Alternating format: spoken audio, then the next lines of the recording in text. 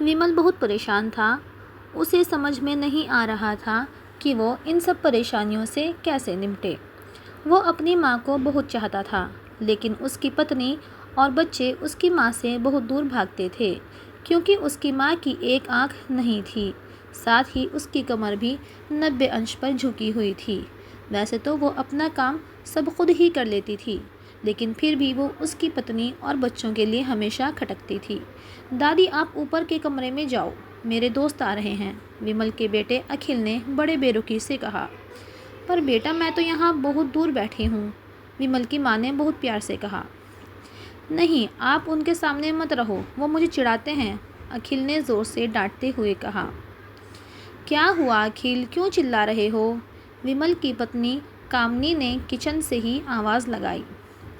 देखो ना माँ, ये दादी यहीं ड्राइंग रूम में बैठी हैं और मेरे दोस्त आ रहे हैं, अखिल ने शिकायत भरे लहजे में कहा। माँ जी, आप ऊपर चली जाओ, क्यों हम लोगों को लजवाती हो, कामनी ने बेटे की साइड लेते हुए कहा। बेचारी सरस्वती चुपचाप उठकर जीने के सहारे ऊपर जाने लगी। कमर झुकी होने की वजह से उन्हें ऊपर चढ़ने में बहुत परेशानी हो रही थी, लेकिन वो पूरी ताकत से ऊपर के एक अकेले कोने वाले कमरे में जाकर बैठ गई। विमल बाजू के कमरे में सब सुन रहा था।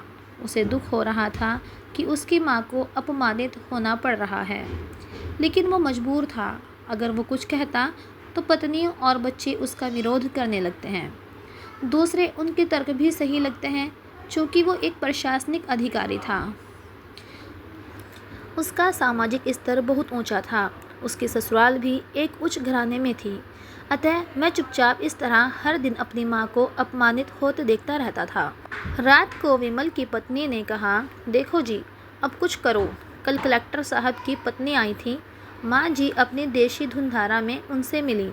मुझे बहुत शर्मा रही थी, बताते हुए कि ये मेरी सास हैं। मैंने कह दिया कि दूर के रिश्तेदार हैं, इलाज कराने आई हैं। विमल को रोना आ गया, लेकिन फिर भी वो चुपचाप रहा। उसे समझ में नहीं आ रहा था कि वो क्या करे। अपने बेटे की मनस्थिति को सरस्वती अच्छी तरह से जानती थी और बेटे को कोई कष्ट ना हो, इसलिए वो हर बात को चुपचाप सह लेती थी। विमल बहुत उदास रहने लगा। एक तरफ परिवार और सामाजिक स्तर पर जीने की प्रतिबद्धता ने, तो दूसरी ओर माँ। आखिर माँ से अपने बेटे की यह हालत देखी नहीं जा रही थी।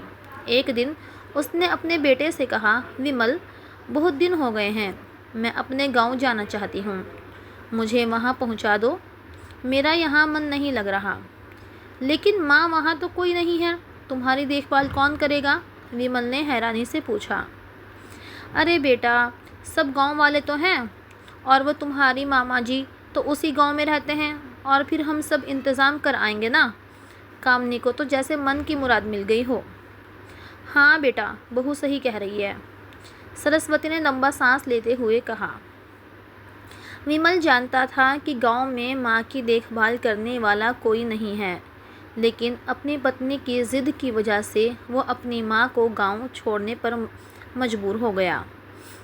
माँ को गांव छोड़कर आते वक्त उसे रोना आ रहा था और अपनी बेबसी पर गुस्सा भी आ रहा था, लेकिन परिवार, पत्नी और समाज ने उसके इन मनभावों को दबा दिया और वो सुकून सा महसूस करने लगा। कुछ दिनों के बाद उसके चाचा, जो अमेरिका में रहते थे, आने वाले थे। जब विमल बहुत छोटा था, उसके पिता जीवित थे, तब वो भारत आए थे और उसके बाद वो अब भारत आने वाले थे। पूरा परिवार, आस पड़ोस बहुत उत्साहित था। अमेरिका से विमल डॉक्टर चाचा आ रहे थे। डॉक्टर रमेश ने जैसे ही घर में कदम रखा, सब ने मिलकर बहुत उत्साह से उनका स्वागत किया। क्यों विमल, भाभी नहीं दिख रही, कहाँ हैं? डॉक्टर रमेश ने बड़ी उत्सुकता से पूछा। जी, वो गांव में रहती हैं, यहाँ उनका मन नहीं लगा, कामनी ने सपाट लहजे में उत्तर दिया। डॉक्टर रमेश ने विमल की ओर देखा तो विमल ने अपनी आंखें झुका लीं। डॉक्टर रमेश सब समझ गए। बोले, कल हम भाभी से मिलने गांव चलेंगे सब लोग। दूसरे दिन सभी लोग गांव के घर में पहुँचे। देखा कि सरस्वती को बहुत तेज़ बुखार है और वो पलंग पर बेजान सी पड़ी है। डॉक्टर रमेश दौड़कर सरस्वती के पास गए, उनके पैर छू कर रोने लगे। सरस्वती की यह हालत उनकी सोच से भी बाहर थी। वाह बेटा विमल, तूने तो नाम रोशन ही कर दिया। अपनी माँ की यह हालत देखकर तुझे तो शर्म भी नहीं आ रही होगी। डॉक्टर रमेश ने विमल को लगभग डांटते हुए कहा। नहीं देवर जी, विमल का कोई दोष नहीं है, मैं खुद गांव आई थी। सरस्वती ने अपने बेटे का बचाव करते हुए कहा। मुझे सब पता है भाभी, आप चुप रहो। क्यों बहू, तुम्हें अपनी सास की क्रूरता पसंद नहीं है? समाज में तुम्हें नीचा देखना पड़ता है ना? डॉक्टर रमेश ने कामनी की तरफ देखते हुए कहा। कामनी के पास कोई जवाब नहीं था और वो विमल को देखने लगी। आज तुम जिस सामाजिक स्तर पर हो वो इन्हीं के संघर्षों की देन है। और बेटा विमल, तुम्हें शायद मालूम ना हो कि बचपन में जब तुम 1 साल के थे तब छत से नीचे गिरने की वजह से तुम्हारी एक आंख फूट गई थी और तुम्हारी रीढ़ की हड्डी में भी समस्या थी। तब तुम्हारी इस कुरूप माँ ने अपनी एक आंख और अपना बोन तुम्हें देकर इतना सुंदर स्वरूप दिया था। कामनी बेटा, इतने सालों तक संघर्ष करके बेटे को प्रशासनिक अधिकारी बनाने वाली इस संघर्षशील औरत की तुम लोगों ने यह दशा कर दी। तुम्हें ईश्वर कभी माफ़ नहीं करेगा। डॉक्टर रमेश की आंखों से आंसू बह रहे थे। अब भाभी, आप मेरे साथ अमेरिका जाएंगी, यहाँ इन स्वार्थी लोगों के बीच नहीं रहेंगी। डॉक्टर रमेश ने सरस्वती से कहा। विमल को तो काटो तो खून नहीं। डॉक्टर रमेश जो उसके चाचा थे, उन्होंने जो राज बताया उसके बाद तो विमल को यही लग रहा था कि उससे ज़्यादा पापी इंसान इस दुनिया में कोई और है ही नहीं। वो दौड़ता गया और माँ सरस्वती के कदमों से लिपट गया। माँ, मेरा गुनाह माफ़ी के लायक नहीं है। मैं जानबूझकर चुप्पी साधे रहा, आपका अपमान करवाता रहा। अब सिर्फ आप ही उस घर में मेरे साथ रहेंगी और कोई नहीं। विमल ने तिरछी नज़र से अपनी पत्नी और बच्चों को देखा। कामनी को भी बहुत पश्चाताप हो रहा था, लेकिन उसकी हिम्मत नहीं हो रही थी कि वो सरस्वती से आंख मिलाए।